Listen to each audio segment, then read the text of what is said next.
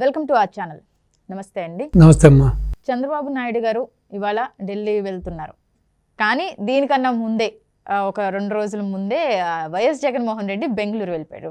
ఇంత ముందు కూడా చూసుకుంటే ఇదే 15 రోజుల ముందు జగన్మోహన్ రెడ్డి బెంగళూరు వెళ్ళాడు. అదే టైంలో చంద్రబాబు నాయుడు గారు కూడా ఢిల్లీ వెళ్ళారు.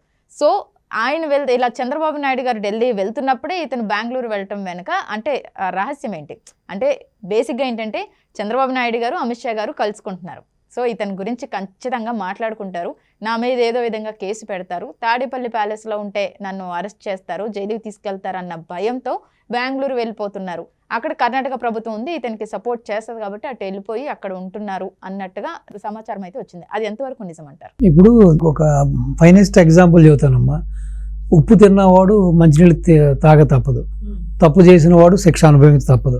ఇప్పుడు నేను చాలామంది ఫ్యాక్షనిస్టులను చూశాను, రౌడీలను చూశాను, ఈ ముఠా నాయకులను చూశాను. వాళ్ళు సాధారణంగా ఎలా ఉంటుందంటే అమ్మా, ఎప్పుడు కూడా వాళ్ళ చుట్టూ ఒక వలయం ఉంటుంది. వాళ్ళ చుట్టూ కొంతమంది బాడీ గార్డ్స్, వాళ్ళ యొక్క అనుచరులు అనుక్షణం వాళ్ళని కాపలా కాస్తూ ఉంటారు. వాళ్ళకి ఇప్పుడు కారులో ప్రయాణిస్తున్నాడు అనుకోండి, ఎదురుగుండా ఒక గ్యాంగ్ నిలబడి మాట్లాడుకుంటూ ఉంటారు. అసలు ఇతనికి సంబంధం ఉండదు. ఎందుకు వాళ్ళు అక్కడ నిలబడ్డారు, మనల్ని అటాక్ చేయడానికి నిలబడ్డారా, మనకేనా హాని చేయబోతున్నారు, ఒరే కారు వెనక్కి తిప్పేసాయి, లేకపోతే వెనక్కి వెళ్ళిపోదాం. సో అలా అంటే ఎవరిని చూసినా సరే వాళ్ళకి అనుమానం. ఎందుకంటే వీళ్ళు కూడా చాలా తప్పులు చేసి ఉంటారు, చాలామంది హింసించుంటారు, కొట్టుంటారు, చంపుంటారు. కాబట్టి అనుక్షణం వీళ్ళకి అదే ఆలోచన ఉంటుంది. ఇప్పుడు జగన్మోహన్ రెడ్డి కూడా ఏంటంటే ఆల్రెడీ సిబిఐ కేసులు ఉన్నాయి, ఈడీ కేసులు ఉన్నాయి, ప్లస్ రాష్ట్రంలో కూడా మీరు చూస్తున్నారు రోజుకు ఒక శ్వేతపత్రం రిలీజ్ చేస్తున్నారు గౌరవ ముఖ్యమంత్రి గారు. సో రోజుకు ఒక స్కామ్ బయటకు వస్తుంది. సో ఏది చూసినా స్కామే. మన శ్రీశ్రీ కవిత చెప్పినట్టుగా సబ్బు పిల్ల కుక్క పిల్ల కవితకి ఏది కాదు అనర్హం అన్నట్టుగా ఇతనికి ఇంకా అవినీతికి ఒక అంతు పంతు లేకుండా పోయింది. సో ప్రతి దాంట్లో కూడా అవినీతి చేశాడు. ఎక్కడెక్కడైతే డబ్బులు సంపాదించుకోవచ్చు, ఎక్కడైతే దోచుకుని దాచుకోవచ్చు, ప్రతి దాంట్లో కూడా ఇతను దోపిడీ మార్గాన్ని ఎన్నుకున్నాడు. ప్రతి దాంట్లో కూడా తన యొక్క దుర్బుద్ధిని నిరూపించుకున్నాడు. ఇప్పుడు ఏమవుతుందంటే లాస్ట్ టైం కూడా మనకి రకరకాల కథనాలు వచ్చినాయి. డికే శివకుమార్ని కలిశాడని, నేను నా పార్టీని కాంగ్రెస్లో విలీనం చేస్తాను, మా చెల్లాయిని ఆ పార్టీ అధ్యక్ష పదం నుంచి మీరు తప్పించండి, నేను కాంగ్రెస్కి వచ్చేస్తాను, మీకు సపోర్ట్ చేస్తానని చెప్పి అంటే ఏదో విధంగా తను షెల్టర్ తీసుకోవడానికి అనుక్షణం తాపత్రయపడుతున్నాడు. ఆ విధంగానే తన యొక్క ప్రయత్నాలు కూడా చేస్తూ ఉన్నాడు.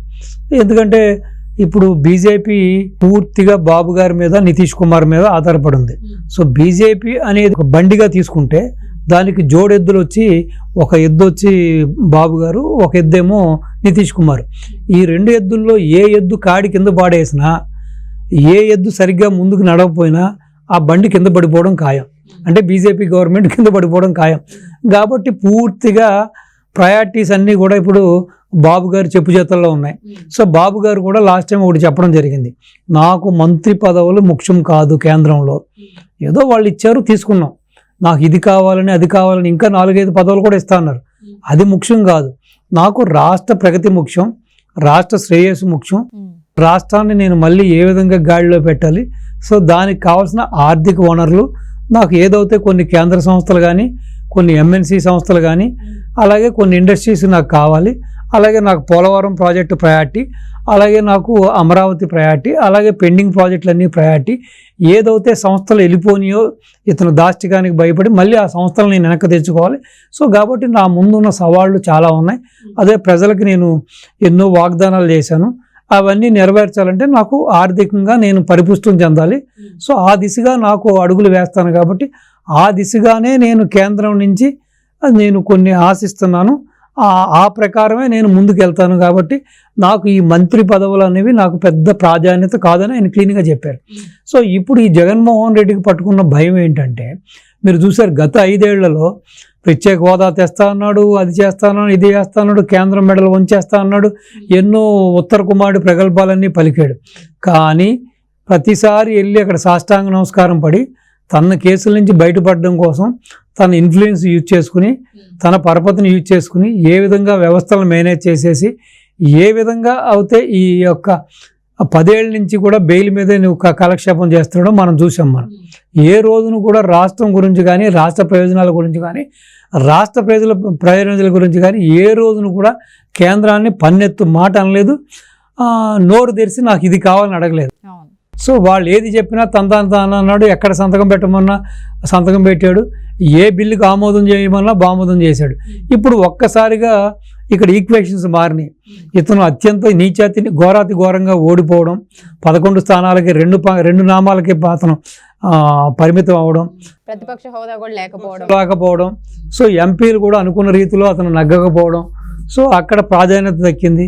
ఎప్పుడైతే బాబు గారికి ప్రాధాన్యత పెరిగింది, సో బాబు గారి మీద కేంద్రం ఆధారపడి ఉంది కాబట్టి బాబు గారు డెఫినెట్గా సిబిఐ ఈడీ కేసులు తీయమంటాడు. ప్లస్ ఇక్కడున్న అవినీతి గురించి కూడా అక్కడ చెబితే డెఫినెట్గా అరెస్ట్ చేయమంటారేమో. సో కాబట్టి ఏ క్షణానైనా తాడేపల్లి గమ్మలో ఉంటే మనల్ని ఈజీగా తీసుకెళ్ళి బొక్కలు వేయడం ఈజీ కాబట్టి సో మాట్లాడితే అక్కడికి వెళ్ళి షెల్టర్ తీసుకుంటున్నాడు.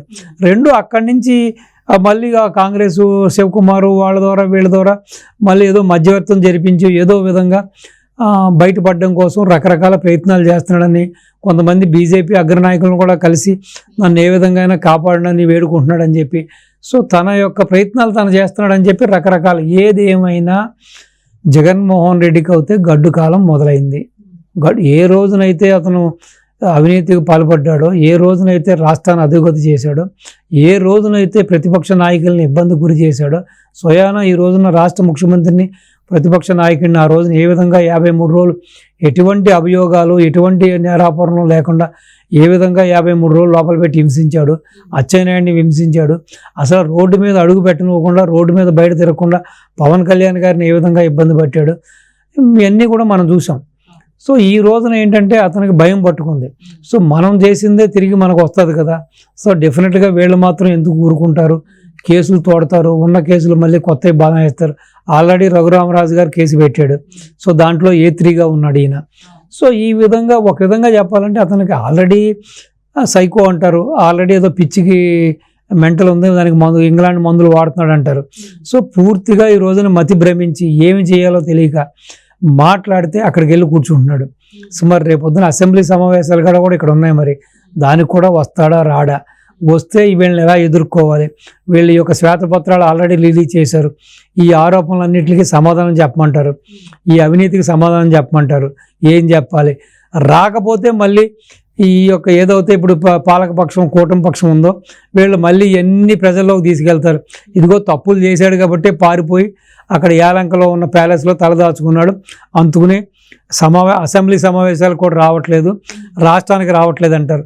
సో ఇన్ని రకాలుగా అతను మదన పడుతూ మెంటల్ ఎక్కిపోయి చిన్న మెదడు చితికిపోయి నానా రకాలుగా అతను బాధపడతా ఏ విధంగా బయటపడాలరా స్వామి అని చెప్పి అక్కడికి వెళ్ళి మరి యజ్ఞం చేస్తున్నాడా, యాగాలు చేస్తున్నాడా, లేకపోతే ప్రేయర్స్ చేస్తున్నాడా మనకు తెలియదు. కానీ ఏదేమైనా నిన్న మొన్నటి వరకు నేను పులిని సింహాన్ని నేను సింగిల్గా వస్తాను, నన్ను ఈక కూడా పీకలేరన్నారో ఈ రోజున పిసుక్కుంటూ ఉన్న ఈకలన్నీ పీక్కుంటూ జుట్టు పట్టుకుని లాక్కుంటూ మతి భ్రమించి ఆ యొక్క యాలంకలో ఆ ప్యాలెస్లో ఏకాకై ఇటు కుటుంబ సభ్యుల్ని దూరం చేసుకుని ఒక ఏకాక జీవితం గడుపుతూ మనశ్శాంతి లేకుండా అతను ప్రవర్తిస్తున్నాడు.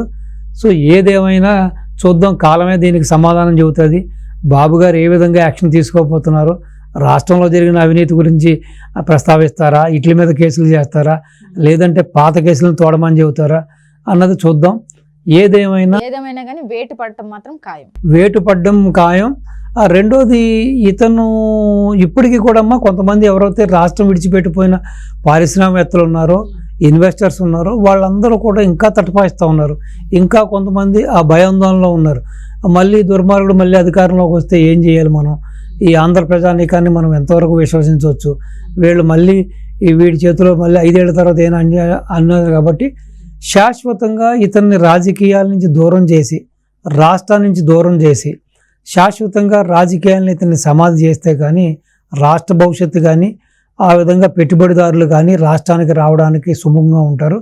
ఆ దిశగా కూడా చంద్రబాబు నాయుడు గారు స్ట్రాంగ్ యాక్షన్ తీసుకోవాలని, ఆ విధంగా కూడా చర్యలు తీసుకుని ఇతన్ని శాశ్వతంగా జైలుకు పంపించి ఇంకా రాజకీయాల నుంచి డిస్క్వాలిఫై చేసి రాష్ట్రానికి ఇతని నుంచి ఇతని యొక్క అలీబాబా 40 దొంగల నుంచి పూర్తిగా స్వేచ్ఛను కల్పించి పూర్తిగా వీళ్ళని దూరం పెట్టాలని ఆ దిశగా ఇప్పుడున్న కూటమి ప్రభుత్వం, కూటమి సభ్యులు, ఈ నాయకులు అందరూ కృషి చేయాలని మీ ద్వారా నేను వాళ్ళకి విన్నవించుకుంటున్నాను.